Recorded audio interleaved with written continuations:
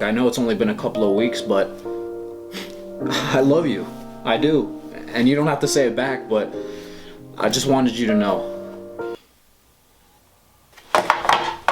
It's February, it's the season of love. I thought it would be fun to look at some of the most romantic relationships of all time. In the history of romance, in the history of love itself. The relationship between a girl and a horrifying beast. Belle saw this ugly thing and literally thought, I can fix him. And this led to an entire genre of books and movies that had teen girls just dating whatever monster they could come up with. They got vampires, werewolves, goblin, ghoul, a zombie with no conscience. I mean, this is obviously part of the women dating ugly men agenda, which I can't say that I'm against. Frankenstein's got a bride. Shape of Water, she's in love with a fish monster. Shrek, I mean, okay, she turned out to be an ogre too, but that's a big ugly green guy. The Incredible Hulk, she's in love with a big ugly green guy. King Kong, she fell in love with a huge gorilla. Like, alright, come on. I've yet to see a romance movie with a man falling in love with a hideous monster woman, but hey, it's just an observation. But today I wanted to focus on a specific short-lived era that was basically the result of one book-turned-movie. The young adult or YA version of this genre took over the world for like 5 years straight and then disappeared and has never been heard from again. The Twilight Saga led to Beastly, Red Riding Hood, Warm Bodies, just a bunch of random teen supernatural romances that I've never actually seen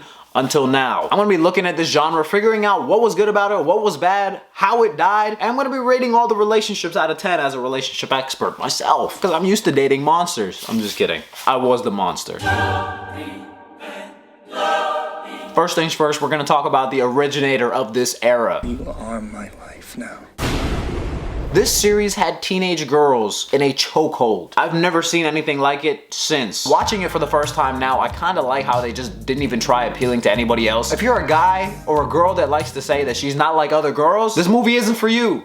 And it's not even gonna try to be. I've said before that Twilight has had kind of a resurgence recently. A renaissance, if you will. A renaissance, if you won't. But back in the day, it was a rite of passage to hate on these movies if you were a teenage boy. Right up next to Justin Bieber. Because of this, it's hard to even really talk about Twilight at this point. Every joke has been run into the ground. Every negative thing has been said. I've seen so many parodies and people making fun of things, including myself. Bella. Yeah, Edward? No measure of time with you will be enough. But we'll start with forever. Hold up. That at this point I was prepared for all the things that people hated. So imagine my surprise when I'm watching this first movie and it's low-key not that bad. I don't want to say it, but I did. I was expecting the worst movie of all time, worst acting of all time, and this wasn't that. Now I'm probably thinking that because I did just see the actual worst movie of all time, Beastly. WTF. Que sera, sera. Spanish for sucks to be an ugly cow. But I'll get into that later. Watching Twilight felt like watching an actual movie at least. The shots are actually dynamic and really interesting. Just great visuals going on half the time. Honestly, the whole first half is pretty enjoyable. Like 30 minutes in, I wrote down, this is actually a pretty entertaining movie considering almost nothing has actually happened. I love the fact that she's a new girl at this school and is making friends within 0.2 seconds. It's not the whole trope of her going to this place and being an outcast and everything. That's for Edward. Him thinking she stinks or whatever is like genuinely the funniest thing ever. Like just having the first encounter between your two romantic leads. Being the cliche of the fan blowing behind the girl and she's looking all beautiful with the hair, but instead she just smells terrible.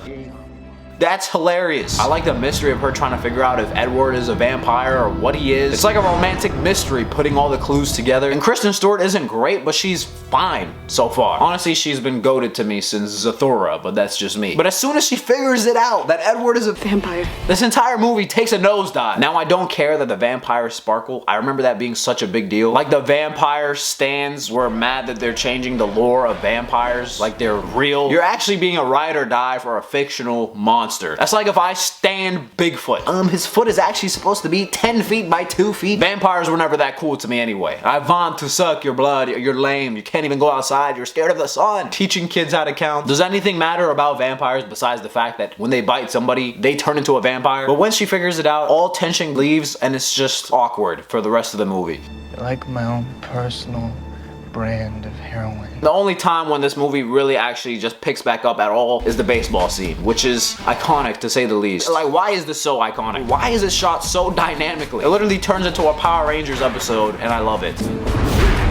My monkey man. I think most of the second half is bad. The villain is just embarrassing, but this movie definitely has a vibe. If a movie can give me a unique vibe, I can just mess with that, to be honest. I think that's why I love Tenet so much. I've seen that movie like 10 times. I still have no idea what's going on, but it has a feeling that I could only get from that movie. Speaking of which, that's what the entire Bella-Edward relationship is built on. No chemistry, just vibes. Every time they kiss, it honestly hurts to watch. Is this allowed?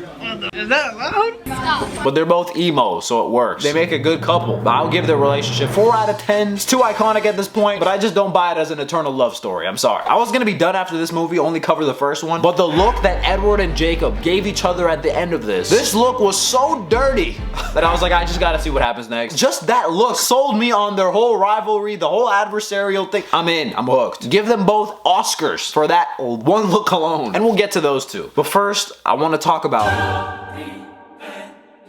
Beastly is basically Beauty and the Beast retold for the Twilight generation. Darker, edgier, Mary-Kate and Ashley-er. They had all the recipes for success, but even Vanessa Hudgens couldn't save this movie. I haven't seen her in a while. She was great in Tick Tick Boom. She was great in that video that dropped when the pandemic started. Yeah, people are gonna die. It's just terrible, but like, inevitable? That was a wild thing to say. I mean, the performance was great. This movie is about Jake Paul, who messes with the wrong person and his looks are taken away from him. The whole movie is about preaching against vanity. It's pretty on the nose. Beautiful people get it better. That's just the way it is. I mean, literally the first thing that the movie starts with is a song that just repeats the words vanity over and over. Vanity, pages of magazines, movie screens.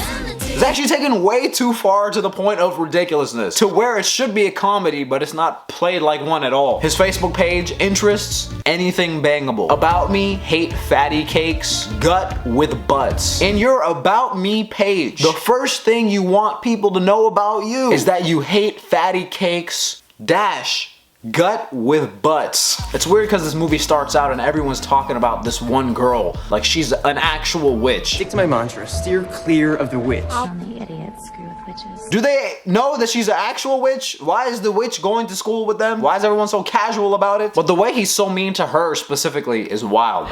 Looks are important to you. They're important to everyone, except you, clearly. Everything he says is ridiculous. Speaking of killing, you see that ball-biting voodoo tatted slut? Self-mutilated tatted Frankenskank? Sucks to be an ugly cow. I ain't gonna lie, I'm getting cooked. If that was off the dome, I gotta... Hey, slow clap to you. That was pretty good. Tatted Frankenskank is amazing. At one point, he starts going off at her from like across the room. There's no way she could even actually hear him. You actually bought it.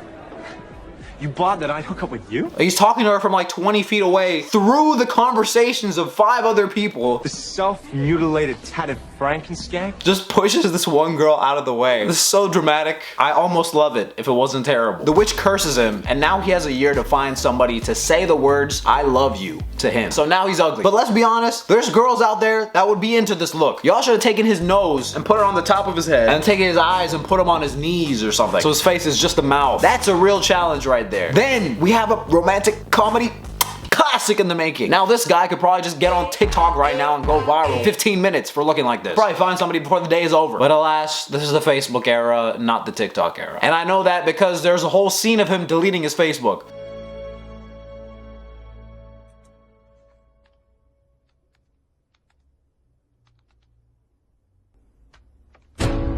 That's me every time I delete Tinder, so I don't blame him. So now he's just sad about being ugly. His dad got him another house on the other side of the city because he didn't want to look at him. And eventually he has to basically kidnap Vanessa Hudgens. And that's when this starts to become Stockholm Syndrome, the movie. He's like, if I keep her here long enough, she'll forget what a regular human man even looks like. Genius. His plan obviously works because when he reveals himself to her... Pretty gruesome, huh?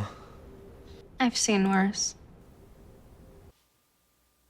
Where? So they're doing the romantic thing, you know, he's reading her poetry. Feed her poetry. And he's written her all these letters and he finally gives it to her as she's about to go back home. You're a good friend.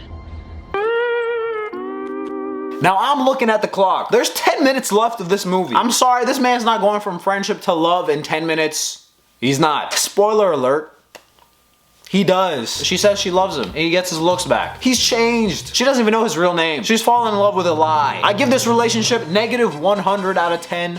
ugly cows. Sucks to be an ugly cow. So what's keeping this genre alive at this point? Because we got one average movie and one terrible movie. Well, there was one thing that was missing from both Beastly and the first Twilight. The one thing that ups YA stories to the top of the top tier. New Moon added the aspect that made this series 10 times more successful. The love triangle. Now, this is the love triangle, okay? Hunger Games tried to do a love triangle just to throw one in there. Barely made any sense. Katniss wasn't even into it. Both of the guys were boring. There's a whole dystopia going on in the background, a government uprising. It's a life or death scenario. Who cares about a love triangle at a time like this? But being Team Edward or Team Jacob, I don't think anything has topped it since. Watching this movie, I realized if I was a teenage girl, this would be my Avengers. I see the appeal now. Team Iron Man, Team Captain America. I'm sorry. Y'all are not competing with Team Edward. This team is wiping the floor with this team. New Moon is basically a toxic breakup movie. Edward ruins Bella's life so much by just breaking up with her that she literally jumps off a cliff. Promise me you won't do anything reckless. City Boys are up 1 for that one, I guess. Sheesh. At a certain point, I was team anybody but Edward. I was like, pull yourself together, woman. She's sitting there and there's actually a fire shot where all the months are changing and she's in the same place, just looking out the window. She's having night terrors at night, just the fact that this man is out of her life. And as soon as he leaves, the movie actually gets better. Ironically, he sucks the life out of the movie whenever he's on screen. Then Jacob rolls up the vibes of them fixing the bike together, growing closer together. I was like, hey, Team Jacob. My boy. But this man just takes L's, man. I'm sorry. He does. He can't see that Bella treats him like a friend. Oh my god, I'm actually in too deep. In too deep. But it's just embarrassing to watch him keep trying. Like, bro, she chose the tall, pale, Caucasian man. Of course. I'm sorry. That came from a place of hurt. But Jacob is literally not emo enough for her. By the time Edward actually comes back into the movie, I was like, hey, it's Edward. Like, I was happy to see him. That's how you know. It was like finally someone that understands this girl's vibe. The love triangle gets even worse in later movies when Jacob decides to leave it and imprint on Bella's baby instead. When did he even have time to fall in love with this CGI baby? And he tries explaining it like, okay, no, I'm not in love with her now, but in a couple of years, I do want to get married to her. Alright, EDP. Enough. You're out. I rate the relationship an 8 out of 10 friendship, which gets dragged down to a 0 out of 10. Because half this series is him down bad and getting rejected.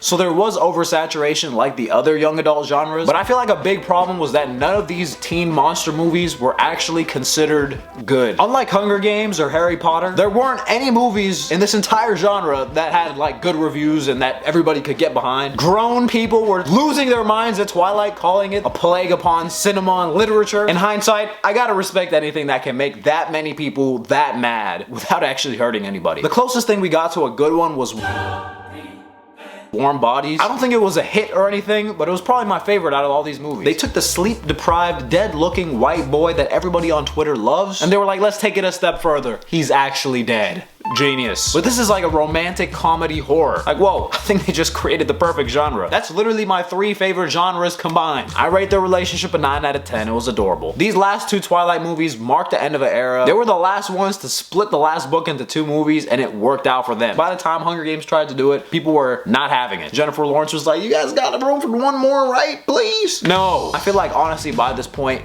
everybody was just tired. Fans were probably tired of hearing all the hate. The people who hated were tired of hating. I remember being one of those people. Robert Pattinson and Kristen Stewart were probably tired of all the drama and toxicity. Twilight Mania for 5 years was a lot. They went from saying, let's take any book with teens and make it into a movie, to basically doing 0 of those now. What about you? What do you think about this genre? What's your favorite movie? Or type up why you hate all of them. Let me know in the comments down below. It was fun to look at these movies, look at some of these people trying to fix each other. Shout out to some of y'all for treating relationships and partners like personal workshops or projects. I, on the other hand, unfortunately, already have a job.